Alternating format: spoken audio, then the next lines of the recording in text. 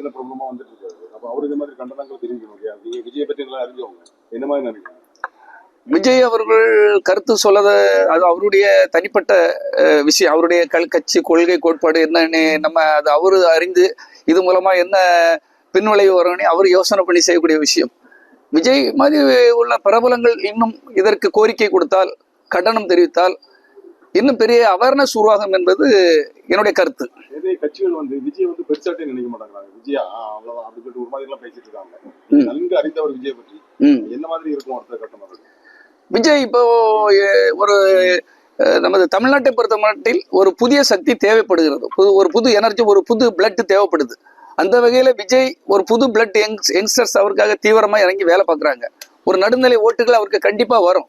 யார் எவ்வளவு அட்டாக் செய்தாலும், யார் எவ்வளவு தாக்குதல் நடத்தினாலும் விஜய்க்கு ஒரு பெரிய ஒரு அரசியலில் ஒரு கண்டிப்பாக ஒரு வரவேற்பு இருக்கிறது என்பதுதான் உண்மை. இப்ப இந்த மாநாடு கூட தள்ளி போச்சு. மாநாடு கூட நடத்துறதுக்கு தெரியும், அவங்க தெரிஞ்சு இந்த மாதிரி பண்ணிக்கிட்டு இருக்காங்க. இல்ல, மாநாட்டுக்கு அனுமதி கொடுக்கவில்லை என்று நம்ம சொல்ல முடியாது. ஆளும் கட்சி நிச்சயமாக விஜய்க்கு நிறைய சப்போர்ட் தான் பண்றாங்க என்ன பொறுத்த மட்டும். ஏன்னா நம்ம தான் அதை கவனிச்சு பண்ணணும். நம்ம ஒரு நாள் தான் இருக்கு ஒரு விநாயகர் சதுர்த்திக்கு, நம்ம அதை தெளிவுபடுத்திட்டு பண்ணியிருக்கலாம். இப்போ அதான் டேட்டை மாற்றியாச்சு. இப்போ டேட்டை மாற்றி 21ஆம் தேதி வச்சிருக்கிறாங்க. ஆளுங்கட்சி நெருக்கடி கொடுக்குறாங்கன்னு கண்டிப்பாக சொல்ல முடியாது. பழமையான கட்சிகளுக்கு மத்தியில் வரக்கூடிய விஜய் ஆட்சி பிடிப்பார், கண்டிப்பாக ஆட்சியை பிடிப்பார். ஒவ்வொரு காலகட்டத்திலும் அது நடந்து கொண்டு இருக்கிறது. யாராவது புதிதாக ஒருத்தர் வரமாட்டாரா, இந்த நாட்டுக்கு ஏதாவது நல்லது செய்ய மாட்டார்களா என்ற ஏக்கம் ஒவ்வொரு நடுநிலைவாதிகளுக்கும் ஒரு ஏங்கி கொண்டிருக்கிறார்கள். அவர்களுக்கு ஒரு மாற்றாக சவாலாக கண்டிப்பாக விஜய் இருப்பார். கடந்த சில நாட்களாக அமெரிக்க அதிபர் ட்ரம்ப் அவர்கள் 50% நமது இந்திய நாட்டிற்கு வரி விதிப்பை செய்திருக்கிறார். இது ஒரு பொருளாதார நெருக்கடியை உருவாக்குவது, அதாவது ஒரு போர் தொடுப்பது போல், இந்தியா மீது ஒரு மறைமுக போர் தொடுப்பது போல். இப்படிப்பட்ட ஒரு சர்வாதிகாரமான ஒரு போக்கு இதுவரை நமது உலக அளவில் எங்கேயுமே நடந்தது கிடையாது. அதாவது கிட்டத்தட்ட பல தொழில்கள் முடக்கப்பட இருக்கின்றன.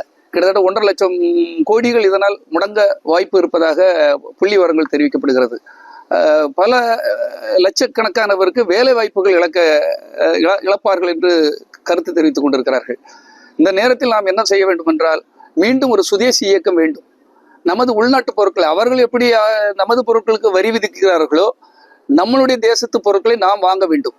இங்கே அங்க அவங்களுடைய பொருட்கள் என்னன்னா ஒரு கிட்டத்தட்ட விஷம் வாய்ந்த பொருட்கள் போல் உள்ளது. அதாவது ஒரு கொக்கோ கோலாவாக இருக்கட்டும், பெப்சியாக இருக்கட்டும், ஒரு பீஸா, பர்கர் எல்லாமே, KFC எல்லாமே வெளிநாட்டு பொருட்களை இனி கண்டிப்பாக இந்திய தேசத்து மீது அன்புள்ள ஒவ்வொருவரும் அந்த பொருட்களை வாங்கி, அதாவது உடம்புக்கு ஒவ்வாத பொருட்களை ஏன் வாங்க வேண்டும்? வாங்கவே கூடாது. அவர்கள் விதித்தது போல் அவர்களுக்கு 100% வரி விதியுங்கள். மீண்டும் சுதேசிய பொருட்களை வாங்குவோம், நமது விவசாயிகளை காப்போம். அந்த பானங்களுக்கு பதிலாட்டு இளநீர், பதநீர், சர்பத், நன்னாரி, சிறுதானியங்கள், நம்மளுடைய விவசாய பொருட்கள், அதை வாங்குவோம், ஊக்குவிப்போம். நம்மகிட்ட என்ன வளம் இல்லை இந்த திருநாட்டில்? இந்த திருநாட்டில் எல்லா வளங்களும் இருக்கின்றன. ஆகவே அவர்கள் எப்படி செய்து ஒரு ட்ரம்ப் அவர்கள் ஒரு சர்வாதிகார போக்கை, ஒரு ஜனநாயக நாட்டில் நம்ம ஒரு ஜனநாயகத்தை விரும்புவோர், எல்லா நாட்டோடும் நட்புறவோடு இருக்க வேண்டும் என்று நினைக்கின்ற நாடு இந்திய திருநாடு. அப்படிப்பட்ட ஒரு நாட்டுக்கு ஒரு போர் தொடுப்பது போல் கிட்டத்தட்ட 50% வரி என்பது ஒரு சாதாரண விஷயம் இல்லை, ஒரு பெரிய ஒரு படுகொலை செய்வது போன்றது. ஆகவே இதற்கு கடும் கண்டனத்தை கலப்பை மக்கள் இயக்கம் சார்பாகவும் விஜயின் புலிப்பட தயாரிப்பாளர் என்ற முறையில் PT செல்வகுமார் நான் கடும் கண்டனம் தெரிவிக்கிறேன். எந்த ஒரு நாட்டிலையுமே அதை ரொம்ப கவனித்து தான் இப்படி வரி விதிப்பார்கள். ஒரு நட்பு உறவை கெடுக்க வேண்டும் என்பதற்காக திட்டம் தீட்டி செய்திருக்கிறார்கள். இதற்கு அரசியல்வாதிகள் இன்னும் கடுமையான கண்டனங்களை தெரிவிக்க வேண்டும். நான் ஐநாவுக்கு கடிதம் எழுதியிருக்கிறேன்.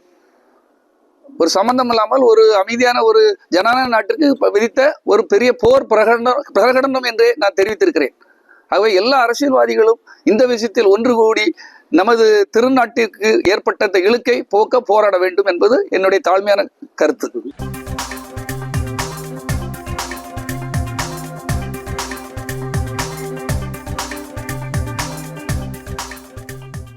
பிளே ஸ்டோர் மற்றும் ஆப் ஸ்டோரில் இருந்து பாலிமர் செயலியை QR கோடு மூலம் பதிவிறக்கம் செய்யுங்கள். செய்திகளை உடனுக்குடன் பெறுங்கள்.